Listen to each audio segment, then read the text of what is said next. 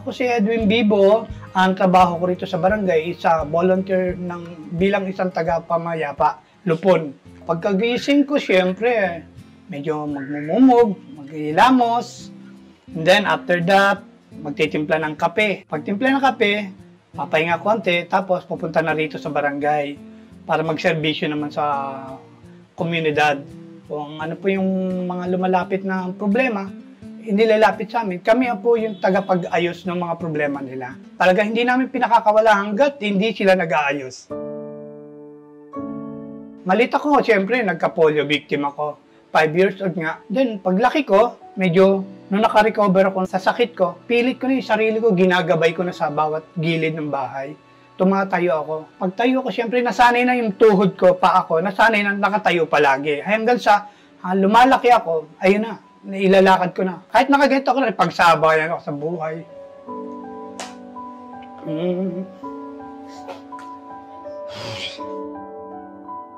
Sir Edwin, matagal ko nang kilala yan. Dito na kami lumaki na kamulatan ko na siya nandyan, residente na dito sa Scopa 3. Bilang may asawa, binigyan niya ng 2 anak at napakasipag niyang tao. Kasi yun lang ang pinagkukuhanan niya. Si Mrs. walang trabaho. Minsan, tumatanggap ng malabada. Minsan, may nagpapatulong. Pero dumating yung pandemic. Pare-pareho kami nawalan lahat. Wala kami trabaho. Nung dumating yung time na, yun nga, may bike doon sa bahay, sa uncle ko yun, hinihiram-hiram ko yun. Bubukas ako sa FB, may na-encounter ako. Pabili naman ako, dito ako sa ganito, ganyan, pinupuntahan ko na yun. Yan ang pinaka-sideline ko na rin, para may dagdag income. Pabili nga, pandesal! Wala na, naubos na.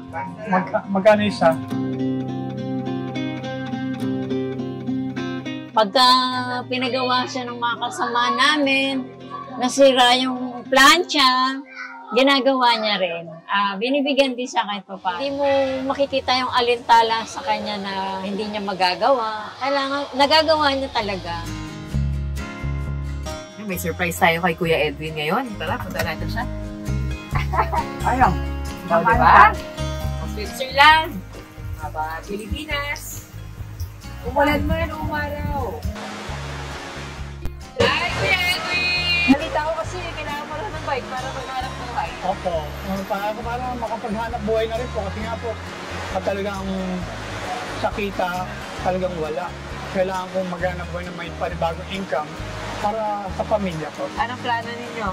Siyempre, gagamitin ko pang trabaho rin. Bala ko nga po, bumalik na sa Pasay, doon sa pinagtrabaho ko dati, na nakabike. Kasi pinapuko ko talaga pag naglalakad ako ng matagal, hindi kaya na ng katawan ko.